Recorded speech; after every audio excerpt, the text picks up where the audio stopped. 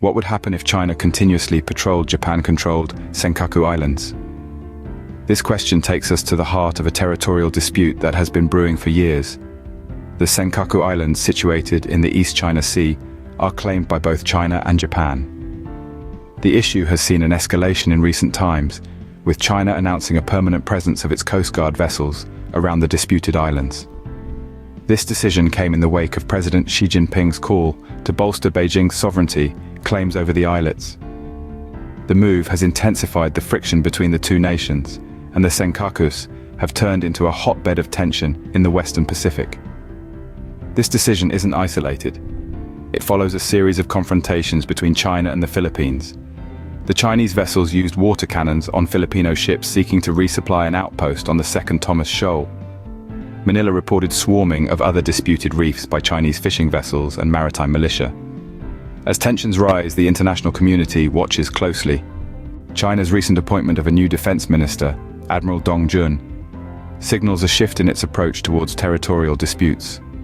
The admiral, with his unprecedented background and operational experience in the Eastern and Southern Theater Commands, is a noteworthy addition to the People's Liberation Army Navy, or PLAN, of the Ministry of National Defense. Admiral Dong's appointment is seen as a strategic move to blend diplomacy with naval operational experience.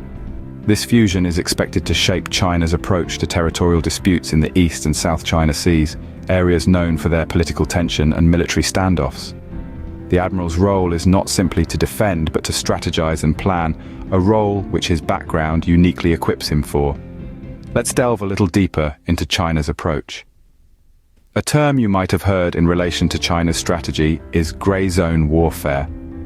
This is a tactic that involves escalating tensions and applying state and paramilitary machinery just under the threshold of war.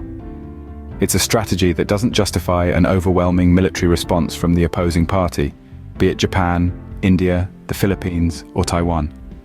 The gray zone strategy isn't just about flexing military muscles.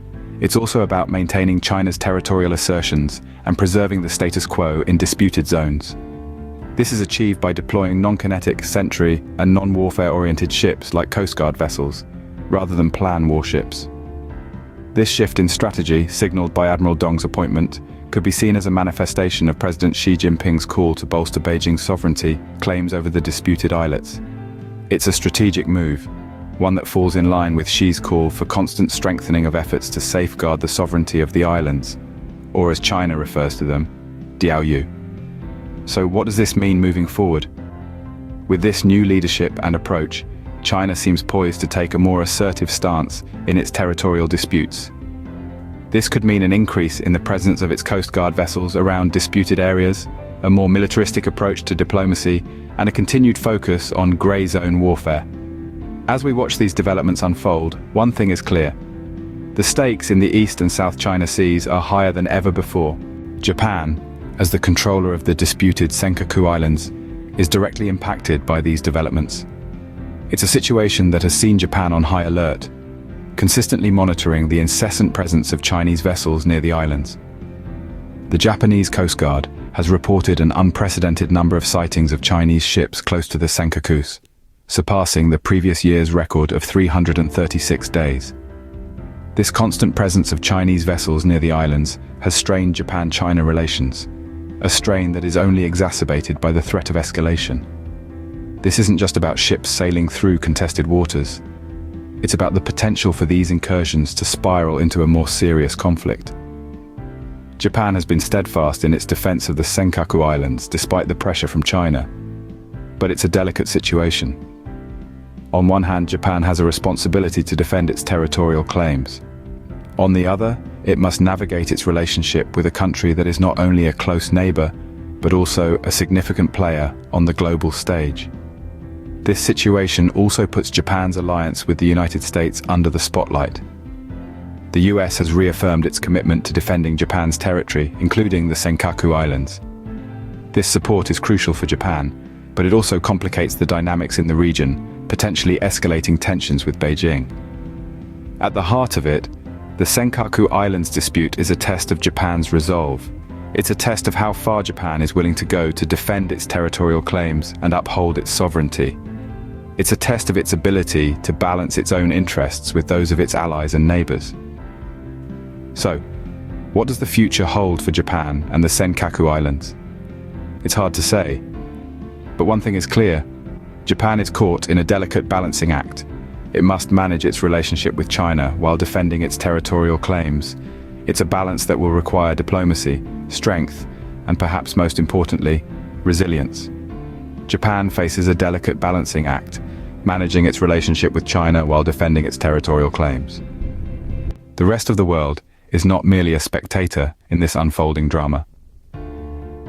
The international response to China's actions has been varied, reflecting the complexity of the situation and the interests at stake. The United States, a key player in the region, has reaffirmed its commitment to defending Japan's territory, including the disputed Senkaku Islands. This recognition is likely to escalate tensions with Beijing and highlights the delicate balance of power in the region. Other countries in the region have also expressed concern about China's actions. The Philippines, which has had its own confrontations with Beijing over territorial disputes, has reported swarming of disputed reefs by Chinese fishing vessels and maritime militia.